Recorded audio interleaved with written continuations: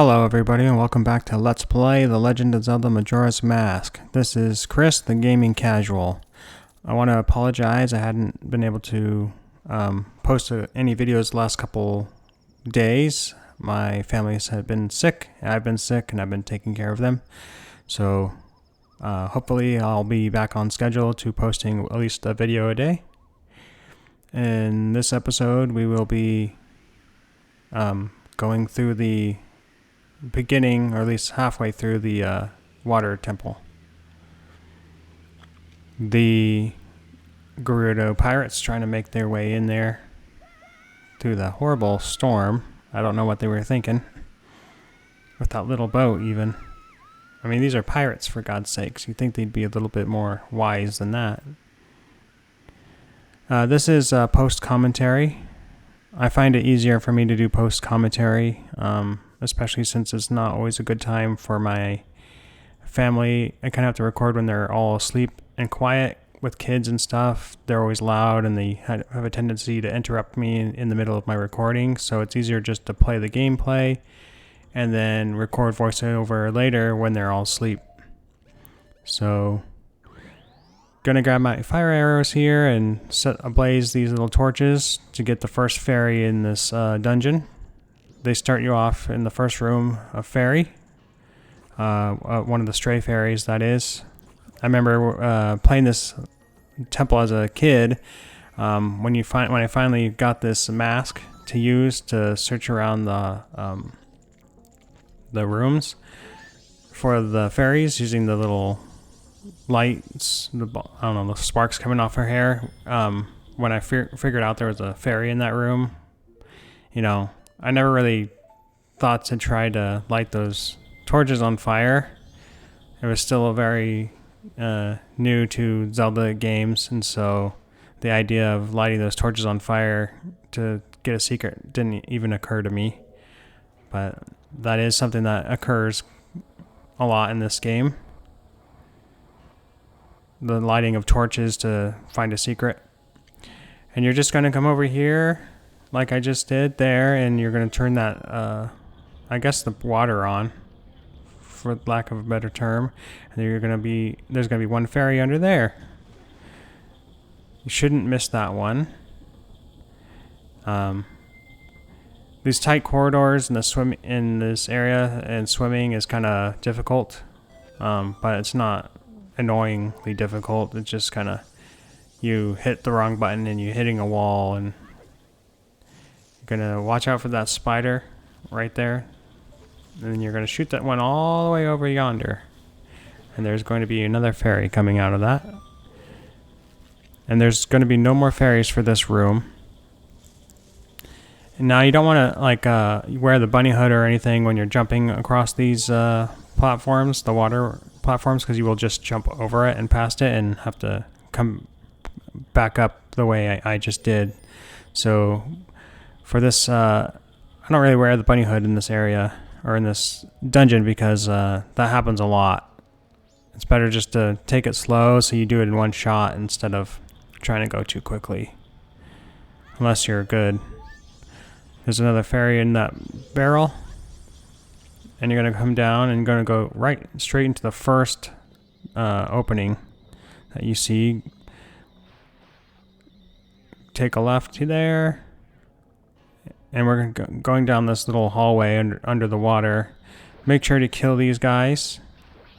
There's going to be another one behind you, as you will see. And if you kill all these guys, you unlock the box that holds another stray fairy. I have a little bit of difficulty killing this one. You can see I thought I could get up there and slice it with my sword, but it woke up too quickly. Those things are kind of freaky when they're on their hind legs like that. I don't think they did that shit in Ocarina of Time, so a lot less creepy in that game. As you can see, we're already making good progress on the fairies. I didn't know the lily pads could hold me at first when I was doing this trial run of this, and I tested it, so I found that out. Otherwise I would have used the Deku Scrub to get on there. There's another stray fairy in that jar. You're going to want to break open these pots and make sure there's no arrows or anything in there. I just kept my fire arrows out because I didn't want to waste time switching to regular arrows. I didn't see the point in doing that, and since they are pretty much regular arrows when they go into the water anyways. Having issues jumping on there. You do need to get... I just find it easier just to get your hook shot. You might be able to jump up there, but I just kind of like, after 2 attempts, I was like, you know what? I'm just going to get my hook shot out. There you go. Bob's your uncle. And we're going to... I think this is a compass in there.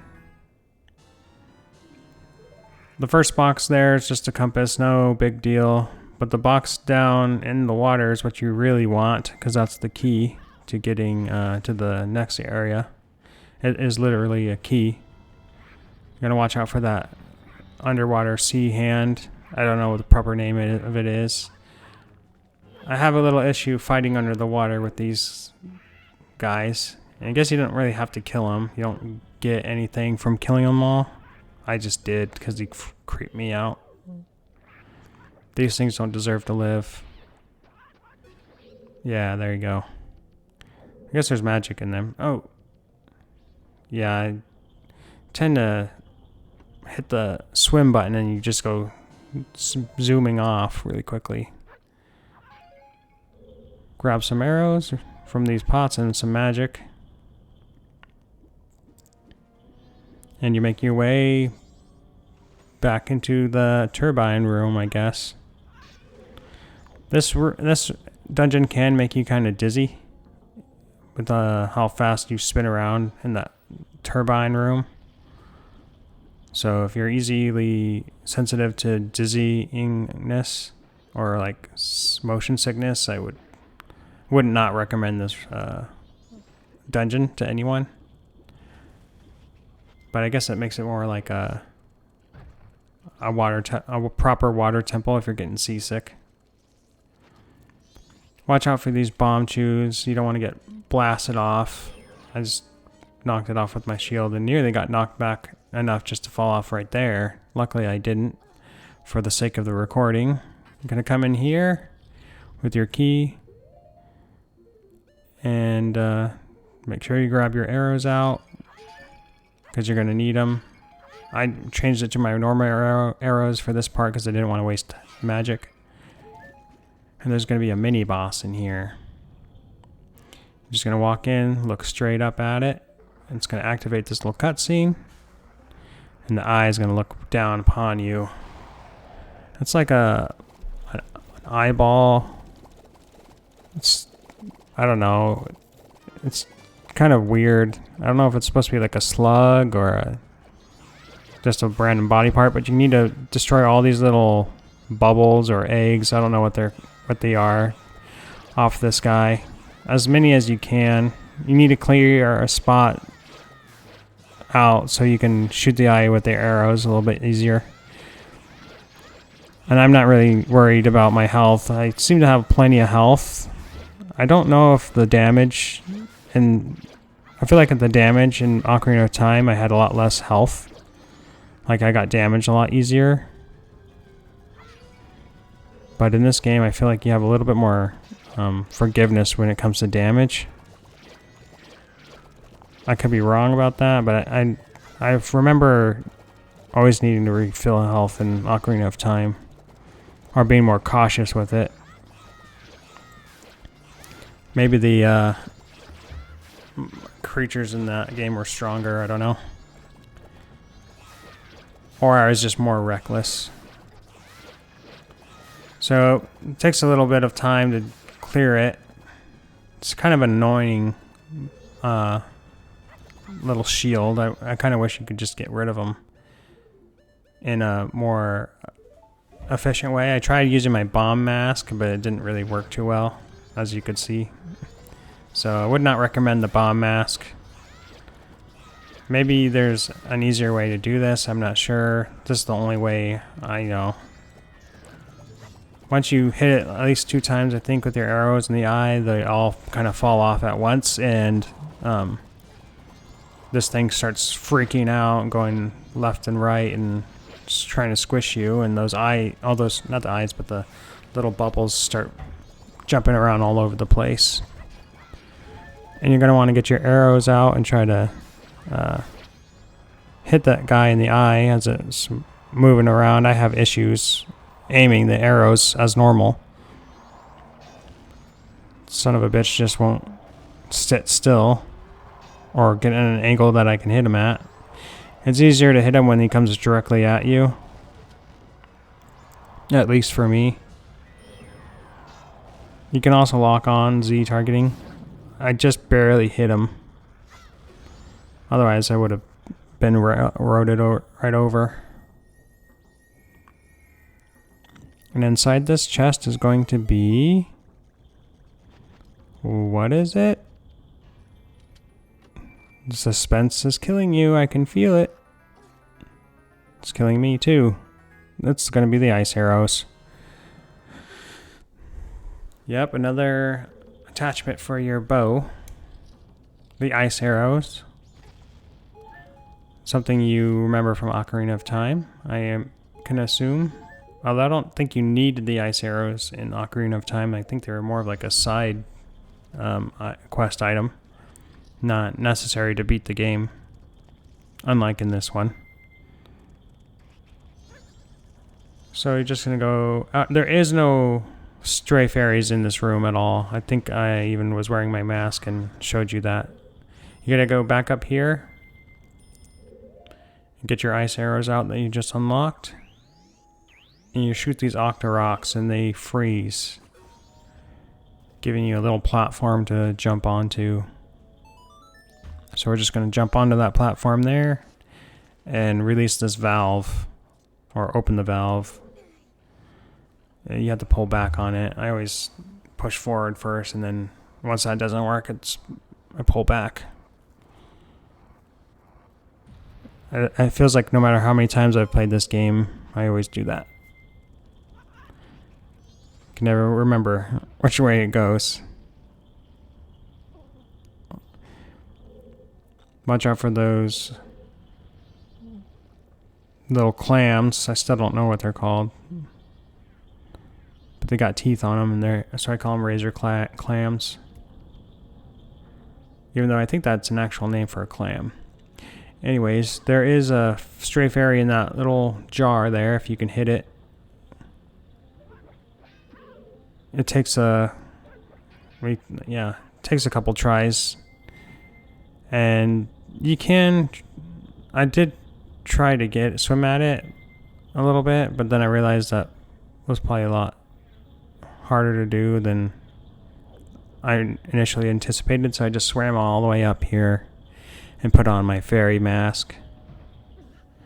I find that to be easier than trying to... I think you can swim in and get close enough to the fairy and just grab it without having to do this, but I wasn't able to do it, and I didn't want to fiddle about trying on the recording. So you just kind of wait for it to come to Papa. And once it comes to Papa, you continue on. And you kind of have to backtrack just a little bit. This is the first room that we entered into. That we just kind of skipped through. I didn't see the point of getting the treasure chest that was in here. I think there's a map in that treasure chest. And you can, when you come through here originally, just stop and get the treasure map. But I figured since I had to come back anyways, might as well just wait and get the map then. Don't spend too much time in a room if you don't need to. That's my opinion. And then now this is where the ice arrows come in handy. Because you need them to make these little ice platforms. In the HD remake, I don't think you could make the platforms just anywhere in the water. They had to be in specific spots. So the ice arrows I felt were a lot less useful in that way, since they were limited to where they could be used to make the ice blocks up here. I don't know why they decided to change a lot of stuff in the HD remake of the Majora's Mask, and I don't think they did that with the Ocarina of Time. I mean, I don't know. I never played the Ocarina of Time one, so I can't say for sure.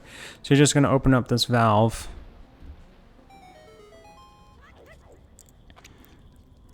That's one thing that kind of bothered me about the remake, is they changed a lot of stuff about the game. And I was like, why? I don't think they really needed to change anything about the game. I mean, I guess adding the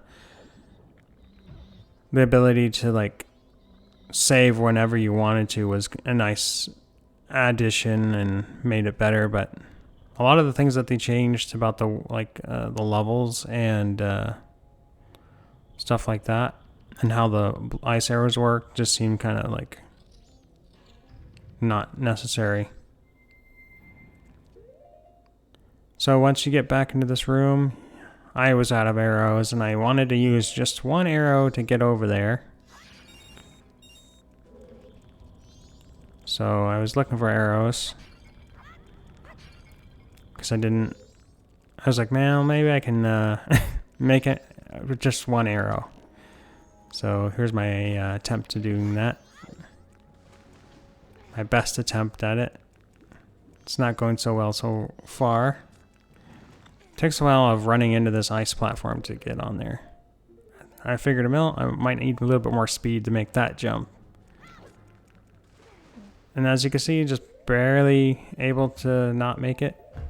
So I was like, well, I need arrows anyways. So luckily there's arrows down in these jars that respawned since the last time we entered in this room. If I can hit the jars, that is. Just kill the hand so you can grab them, because if you get too close to that thing, it will grab you and it will be annoying. I don't think it's too dangerous, but it's annoying.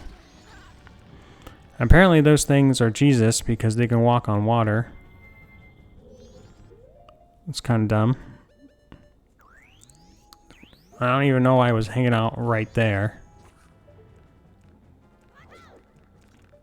So just make another ice platform bridge. And there you go.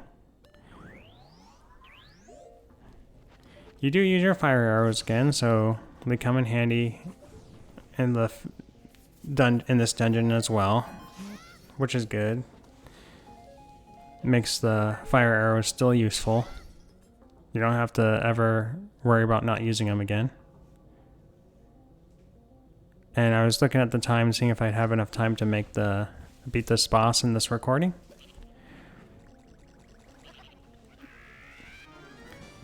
So you're just going to fight this frog guy, similar to the one in Southern Swamp, except for he, instead of riding on a turtle, he's going to start riding in this ball of water. After you hit him once, he jumps onto the ceiling and he swims in this ball of water, and you're going to shoot it with the ice arrows. Then it's going to fall and break into millions of pieces, and you're going to hit him with your sword. You could try to shoot him with your bow as well if you're a good shot. I'm not, so I put my bunny hood on and for the speed and chase him down.